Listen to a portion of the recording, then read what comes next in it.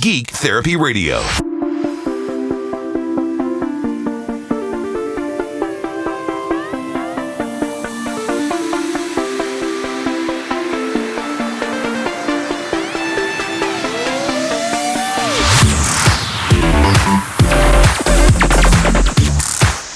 Hey everybody, welcome to the Geek Therapy Radio podcast. You've got your mental curator, Johnny Hamburger. Has anybody else been getting just an unbelievable amount of scam and fraud and potential fraud callers on their cell phone? More specifically today, have you just been inundated today? I must have gotten at least 12 scam calls just as of recording. It's only 6:20 p.m. Central Time, 18:20 p.m. It's 18:20 wherever you are around the world. It's 18:20 local time on the 24-hour clock. And anyways, I've gotten at least 12 scam, spam, fraud calls on my phone today. I always get the fraud calls on a daily basis. That's not strange at all. But other days, there's more than some other days. And today is it's a heavy flow day when it comes to spam calls on the phone. Anybody else experiencing that today? So I have a new tactic right now, because at a point it just gets so annoying that you just want to have fun and kind of get back at them. And I know that it's got to be, 95% of these spam callers, it's gonna be a human being on the other side of the phone, just do their job. Hey, are you interested in this? Hey, are you going to vote for our candidate? Hey, da-da-da. But the fact is, I didn't give out my phone number. I didn't knowingly consent to giving out my phone number to any of these people or agencies. So in my book, it's fair game to have fun with them. I'm not personally attacking the poor sap who is making the phone calls. Sometimes it's just computers. But at the same time, they got to know they're working for a scummy company, a scummy organization that will just go find these phone numbers and just randomly dial them. You don't know me. It's not my mom calling. It's not my grandma calling. It's not my mother-in-law calling. It's nobody important that I need to talk to, calling me randomly throughout the day while I'm working. Part of me just wants to answer the phone and act real stupid and tell them to screw off and buzz off, or just mess with them in some sort of way. So what I've been doing today, I'm looking right now as I'm recording the podcast, I'm looking towards our speakers, our monitors here in the radio station. And since I can answer the phone with my watch, I've got a Samsung Galaxy Gear S2 from a few years ago that I'm still rocking. Since I can answer the phone remotely from my watch, I just leave my phone over in front of the speaker. So whenever any spam or fraud callers or names come up on the screen that I don't recognize, I answer the call from my watch and just let the person listen to what's coming out of the speaker. So they might be listening to Rush Limbaugh or Sean Hannity or Michael Berry or whatever. Or I'll put it over on another speaker and I'll just fire up some Trailer Park Boys or some South Park on YouTube and just let them listen to that. And sometimes you can hear them on the phone. Hello? Hello? Yeah, well, it serves you right. I don't know you. This is the reason why we don't answer phone calls anymore. I still let most of them go.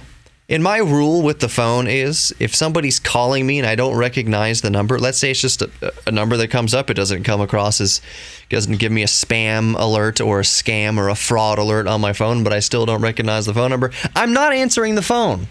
If it's important, they can leave a voicemail. But guess what? They never do. And the only times that a voicemail is ever left is if it's a scam. And usually the scam I'm getting the most right now, because my wife and I bought a house within the last year, it's these calls that say, hey, this is Jared, and I was driving through your neighborhood and I'm buying properties. If you want to call me back, I'm sorry I missed you. I'm interested in your house. And then you'll get another call 5 minutes later, and they always try to sound natural and not pre-recorded. Hey, this is Claire, and well, your neighborhood's nice, and I actually buy properties, and if you want to call me back, I'd love to talk to you about yours. 6 minutes later, hey, this is Ted, And this is weird. I'm sorry I missed you again. I was just out for a walk and I noticed you're home. I'm interested in making an offer. Are you thinking about selling it? Well, call me back. I know this is kind of weird. It's those type of calls piss me off the most. And usually those are the only ones leaving a voicemail. Other voicemail messages that are left are in Korean or Vietnamese. There's a huge Vietnamese population here in Houston. So, God knows why, but they'll leave a message on my phone and it's all in Vietnamese. I'm just so pissed. If anybody has any suggestions, here's what I'm asking you, the podcast listener, before we move on to some geeky topics. However many geeky topics today, I don't know, but we'll see. But the question to you regarding spam calls and scams and fraud calls and all that. How do you screen that? How do you have fun with them? And what should I do to have fun with them or to get back at them? Nothing nasty, nothing like doxing the phone number that's calling me, nothing like that. But what do you do to mess with spam calls? Hey, this is the office of Beto O'Rourke. Wondering if we can count on you for your vote. Or a Republican candidate, doesn't matter. How do you mess with them? It's so annoying. So if you have any fun ways that you think that I should mess with these scam calls, let me know. Maybe I'll figure out a way to record some of them and have a little bit of fun. It's not like prank call stuff because I would have to be calling them. But I might answer the phone to some scammers and just have a little bit of fun with them. The problem is that I have I think that I have a compassionate heart in that as soon as I answer the phone, this is what I mean by that. As soon as I answer the phone to a scammer or a fraudulent spam call, that it's a real person, I might chicken out and be nice to them. I'm so sorry, I'm not interested. Yeah, sounds great, but I'm so sorry. Instead of just actually having a laugh with them. But we'll see. What are your suggestions? You can email me. You know how to contact me. geektherapy@iheartmedia.com. That's the email. But really the easiest thing, geektherapyradio.com. Just the form right there in the front, right when you hit enter on geektherapyradio.com. It's a contact form. That's the easiest way to get in touch with me. You can also let me know on Twitter if you want. In Facebook, Geek Therapy Radio on Twitter and Facebook. If you want to comment on a Instagram picture, maybe. Geek Therapy Radio on Instagram. Anyway, so today, I'm sorry to vent about the spam calls. It's just so many today. Today, at least the first story, and maybe the only story, but the first topic I want to talk about are solar panels. Not traditional solar panels, like the first thing you're picturing in your mind, the giant blue or giant black steel and glass framed monocrystalline or polycrystalline panels that we're so used to. But I want to talk about a different type of solar collection device and how it could potentially revolutionize renewable energy collection. Everybody who listens to this who's been listening to me for a little while knows that one of my very favorite geek passions is solar electricity, solar technology, collecting solar energy to repurpose to use for my needs. For instance, all my lawn tools are powered by a solar panel. My phone and tablets and vacuum cleaner and all sorts of other devices I have charging with my little solar setup. It's a 195 watt panel that I have on top of the patio roof, and it collects sun for 6 or 7 hours a day and charges. Actually, my battery bank is way too small. I need way more capacity to efficiently use it. I think I have 50 amp hours maybe total of capacity. That's not enough. I need more. I collect so much more than that during the average day. But anyways, one of my passions is solar panels. So I always love when there's new advancements, new developments in solar panel technology, and I should be more specific. Solar energy collection technology. Specifically, what I wanted to talk about today is transparent solar photovoltaic collection technology. And without beating around the bush anymore, Michigan State University have been developing what they call transparent luminescent solar concentrators, or TLSC, that can be placed over windows or really any other clear surface that you want light to pass through. So this is a passive solar panel. And you might be wondering to yourself, well, how is that even possible? That's not going to be very efficient if light is just, the sun's light is just passing right through the panel, right through the glass. How is it collecting any energy? This is where it's very cool, really cool, and gets my little geek juices flowing. So these transparent solar panels only collect, I should call it what it is, transparent luminescent solar concentrators. What they do is they collect the energy from invisible light. So ultraviolet and infrared and those types of spectrums. The light, part of the light spectrum that humans can't see, it collects energy from that. So the visible light that's sensitive to the human eye, that the human eye is sensitive to, that passes through the panel, but the panel collects that kind of edge light, the ultraviolet and the infrared, and different bandwidths of those frequencies, light frequencies. We won't get into the science of how light travels through time and space right now, but it's like a particle wave type thing. It's frequencies. Anyways, you might wonder, and rightfully so, how efficient could these panels possibly be if they are only collecting those fringe forms of light, the invisible light? Right now, their cells, their transparent luminescent solar concentrators are 1% efficient, with the goal of becoming 5% efficient. Now, your next question might be, my dear, lovely, beautiful, gorgeous, handsome listeners, well, what's the efficiency of standard solar panels? Those things have got to be like 90% efficient, right? With the solar No. The best traditional solar panels we have right now that you can go onto Amazon and purchase are a little bit above 20% efficient. The best of the best are around 23% efficient. So you get the best monocrystalline solar panels possible.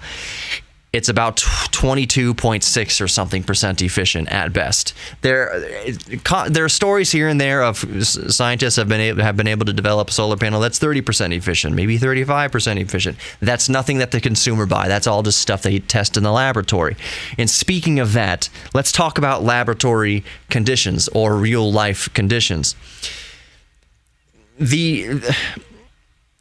Traditionally speaking, the sun, by the time the sunlight reaches the Earth's surface, a lot of the sunlight's energy has been diffused into the atmosphere and absorbed in different molecules and chemicals in the atmosphere. So by the time it reaches the Earth's surface, on average at sea level, the average is just about at noon, when the sun is directly overhead, about 100 watts per square foot at best. There are so many variables with that, so many variables in that. But just as a rule of thumb, at best, sea level, bright, sunny, clear day, no pollution, no smog, just atmosphere, it's roughly 100 watts per square foot of energy being absorbed by the Earth's surface per square foot. Out in space, it's an order of magnitude more. So the solar panels on satellites, they are absorbing the unobstructed light from the sun. It's like 10 times more energy per square foot. It's crazy. It's a lot of energy. I think it's like 1,600 watts per square meter, if I'm not mistaken. A little bit below 2,000 watts, maybe 1,600 watts per square meter, thereabouts, in space on a satellite's solar panel, well above the Earth's atmosphere. Anyways, let's go with that figure of 100 watts per square foot. That's what the sun is given to the Earth's surface. With a traditional solar panel in the best conditions, that's, let's say, 20% efficient. That means out of the 100 watts per square foot that the sun is giving you, the panel is only able to convert 20 watts of it to usable power. That's 20% efficiency at best. That doesn't count shade. That's not talking about oblique angles from the sun. The sun it's a different amount of energy in that square surface area when the sun is down on the horizon versus up overhead at noon. The seasons affect the angle of the sun. But in best laboratory conditions, 100 watts per square foot, a 20% efficient panel, which is about average, you can collect about 20 watts per square foot of a traditional monocrystalline and polycrystalline solar panel. Let's backtrack a little bit to these TLSCs, transparent luminescent solar concentrators that Michigan State University has developed. Right now, they are 1% efficient, with the goal of being 5% efficient. But so let's go with that 5% efficiency. Let's say they get there. Let's say they put out to the market. We fast forward a few years. This thing is mass produced and marketed, and it's out there in the wild, and you can buy it. It's 5% efficient. That doesn't sound like a lot, and quite frankly, it isn't a lot. That means at 5% efficiency, let's say you have a little tiny 1 square foot window on your roof, like a sunlight that's only a foot, square, 12 inches square. Sorry to be using imperial units here, but get the picture here. Aimed at the sun, the sunlight's beaming through your sunroof into your house, and you are collecting 5% of that energy, of that 100 watts. You get 5 watts. Hooray. That doesn't seem like much, and it isn't much for just 1 square foot. But think a little bit bigger here. This is why it's so remarkable, and this is why I decided to record a podcast about it, because I think it's very cool. A skyscraper. I'm looking out my window here at work across the way here in the Galleria in Houston, Texas, at a building, the BHP building. I don't even know what BHP stands for, but I'm looking at the BHP building. It looks like it's about, I don't know, I'm just guessing 40 stories or 50 stories or so. It's not a skyscraper per se, like we think about skyscrapers, in New York City, and 1,000 foot tall and 1,700 feet tall, and Burj Khalifa and all that. I would say it's an average size downtown office building. But all 4 sides is glass. It's all glass. It's all windows. So now take this solar panel, this transparent solar panel that's 5% efficient, multiply that 1 square foot by tens of thousands of square feet. So multiply that 5 watts in the best case scenario. We'll go through this. Multiply that 5 watts in the best case scenario times, let's just say, 10,000 square feet. Now you've got 50,000 watts. You've got 50 kilowatts of potential electricity collection there, solar collection there on just one side of the building. We have to think a little bit further here. No, we're talking about the sides of the building here, so it's not going to be getting direct sunlight at noon. And whatever sunlight it gets when the sun is on the horizon, let's say, and it's unobstructed by shadows, the sunlight's going through a lot of atmosphere. It's going to be severely reduced. So let's take that 5% efficiency and let's factor in shade and shadows and clouds and the sun being at severely oblique angles. Let's say 5% efficiency. Let's bring that down to let's bring it down to 1% efficiency on the sides of the buildings. Let's say that you are collecting 1 watt per square foot, even maybe a little bit less than 1 watt per square foot. You are still talking 10,000 watts. You are still talking 10 kilowatts. Even if it was 5 kilowatts, even between 5 and 10 kilowatts of electricity, that is a ton of electricity that can be collected by every single building in a downtown area, any building, anywhere. We're talking skyscrapers here. You are talking kilowatts and kilowatts and kilowatts, up to maybe a downtown city producing a megawatt of electricity or more. whatever the actual number is, however many thousands of kilowatts or even megawatts it is, that's all electricity that's just being reflected by solar energy back into the atmosphere, back into the buildings, back onto the street, whatever. It's there. You might as well collect it. We can't even see this light. Remember, this is infrared and ultraviolet light, effectively speaking here, that we are not using. The human body isn't using. It's causing sunburns and such. Yeah, it does different things to different things. But as far as our day-to-day work and seeing with our eyeballs, it's not really doing much for us. This is all just free energy that any building can use. Think about also different applications for this. Think about electric cars.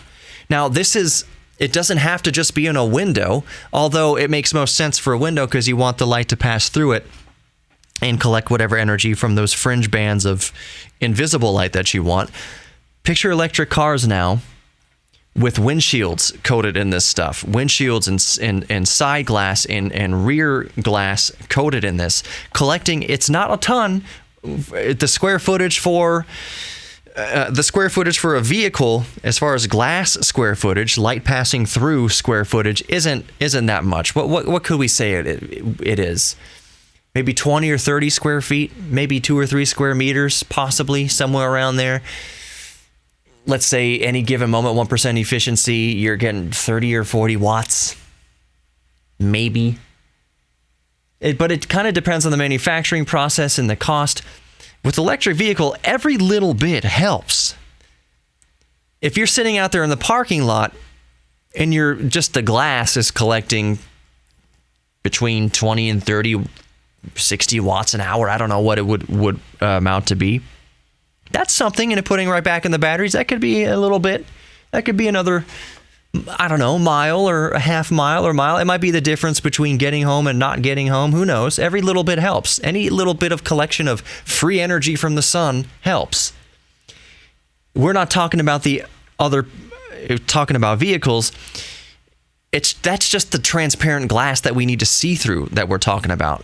The rest of the body of the vehicle, the roof especially, and the deck lid, the bonnet, the trunk, the hood, whatever part of the world, whatever you call these big flat surfaces of the car, or curved surfaces, but the surfaces that are facing up towards the sun, they can be made into solar panels, traditional solar panels that collect a lot more electricity, a magnitude more electricity from the sun. You're talking, 30, 40, 50 square feet per car, just off the top of my head, 20% efficiency, 100. You're collecting several hundred watts, if not maybe a couple thousand watts, maybe on the best day with your car sitting there in the parking lot. My numbers might be a little bit off, and they probably are, but I'm just giving a for example here. Whatever the end actual amount of electricity you're collecting from the sun using traditional solar panels that make up the exterior roof portions, top portions of your car, combined with the transparent solar panels in the glass, you're collecting hundreds of watts at least, if not over 1,000, if not maybe a couple thousand watts over the course of an 8-hour workday as your car sits out there in the parking lot, doing nothing for you. Might as well use that time to collect electricity for the battery. All of this technology fascinates me. My wife makes fun of me because we were having a conversation the other day, and she asked, she was trying to pinpoint my political leanings, I guess. And I told her what it was, and I told her that I definitely take from both sides. There's a liberal part of me, there's a conservative part of me, definitely. So she was just kind of elbowing me a little bit about the conservative side. She's like, but you have solar panels. Like you love solar panels, and you're all about renewable energy. I say, I know. Renewable energy doesn't have to have a political leaning. It doesn't. That's where I'm not going to get sidetracked. This is not a political show, but this divide. That because if you're a conservative or you're liberal, you identify as whatever, that means you automatically discount a certain aspect of the opposition's worldview. And that's not true. So let's say I'm not this way, but let's say I was just a raging conservative. Let's say that I was just a blind Trump 2020, all in conservative. Even if I was that way, I would not discount solar electricity and renewable energy. It's okay to... Somebody who doesn't know me might see my solar panels on my roof, my little inverter in the garage, and my lawn equipment plugged into it, and tablets and things, and say, "Oh, you must be a hippie or something like that." No, stereotyping anything is bad. Seeing one thing about a person and then assuming that their entire life is one way or their entire worldview is one way is very ignorant. I mean, it's not logical. It's not scientific. To put it another way, it would be like seeing a green parakeet and then writing down in your notebook, "Oh, it's green, it must be a crocodile." No, just because both things share one attribute doesn't mean both things are the same thing. So anyway, solar electricity, solar energy generation is very fascinating to me. What Michigan State University is doing with this transparent solar collectors is very interesting. We've seen this kind of technology before, and I hope that this isn't just a news article and that's it. I hope these students don't graduate and that's all that becomes of their project. Like, this is just their senior project. This is part of their PhD program, and then they get their PhD and they all go their separate ways, and this transparent solar collector, solar concentrator is just left on the burner, and it's just kind of sits there in the hallways of Michigan State University. "Oh yeah, this was class of 2020. This was the thing they're working on. Yeah, they went off to work at SpaceX and Tesla and things, and none of them really carried the torch for this transparent solar concentrator." So I hope it actually becomes a thing, whether it's the students at Michigan State University that bring it into the real world or it's picked up privately. Maybe these, "Oh, my wife's gonna love this." Maybe the students take it and pitch it on Shark Tank. And Mark Cuban or Mr. Wonderful invests in it. They always do, by the way. Can we talk about Shark Tank for a second to wrap up this podcast? I say my wife would love it because she doesn't like Shark Tank. Not really. Although she watches it, she seems interested, and whatever. We'll have to ask my wife why she does or doesn't like Shark Tank. I should get her off the flames for a second. Just take her off the barbecue. I'm sorry, babe. You're off the hook here. Anyways, Shark Tank. Have you noticed how the sharks immediately light up and salivate and offer? All of them offer. I think it's 5 of them. All 5 of them make offers on, I'll just say, products where you can see a vast military application, where you can tell if the shark, none of them will overtly say this. Maybe sometimes they will, sometimes they don't, but you can just tell, like, "Oh man, this would work amazing in military application." The military contracts on this thing alone would generate billions of dollars. You ever notice how the sharks go for products like that? So, for instance, there's a product, an aircraft mechanic, an Air Force guy walked in there, and he had this tool holder that has silicone grippy whatever tool holder that you can place on any kind of unlevel surface. It's like those cell phone holders in your car, those grippy mat things, but it has edges on it so that it holds nuts and bolts and screwdrivers and tools, and you can kind of set it on the side of an airplane at like a 45-degree angle and have your tools in there. And all the sharks were like, they went for it because they saw the application, not just in the military, in other markets, but the military application. You could sell this across the military. But perhaps a better example was this drone, this photography drone. I forget one of the angles of this was, I think you could put your phone in it You strap your $1,200 cell phone into it, and you fly it up in the air, and you can take surveys of land and things. And drones exist. Photography drones absolutely exist. If you watch my YouTube and Instagram, I'm flying my DJI Mavic around all the time. But there was some new way, some kind of way that he pitched it that they said, oh yeah, we've got military kind of backing us, or they're sniffing. We're talking to different branches of the military, and all the sharks, they love that. Oh, we could sell this to the military, because the military loves to buy $500,000 toilets. The budget's so overblown. Have you noticed that about Shark Tank? I really like Shark Tank. Shark Tank, by the way, for those of you who don't know, and I'll wrap it up here, Shark Tank passed on Ring doorbells. The guy who invented the Ring doorbell system, just the Ring system as we know it right now, a lot of you listening right now, including myself, have a Ring camera somewhere, a Ring doorbell. Shark Tank passed on it. That's a multi-billion-dollar company now. Shark Tank passed. So I never feel too bad.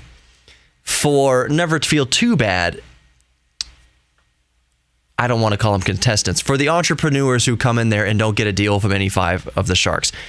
Really, you just that was just 5 pitches made at once. That was consolidating the pitches. You're still going to go out by yourself and do pitches to dozens of more potential investors. All you've done is lost 5 investors. Plus, you've got so much brand visibility by being on Shark Tank. I don't feel bad for them, because again, the Shark Tank passed on Ring.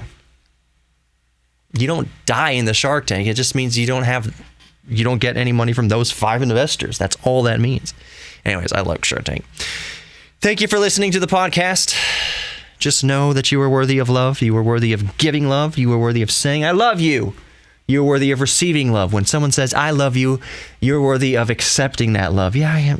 Thank you for saying that. I love you too. Thank you. And you are also worthy of your own self-respect and loving yourself. You are worthy of it. Embrace your geek thing.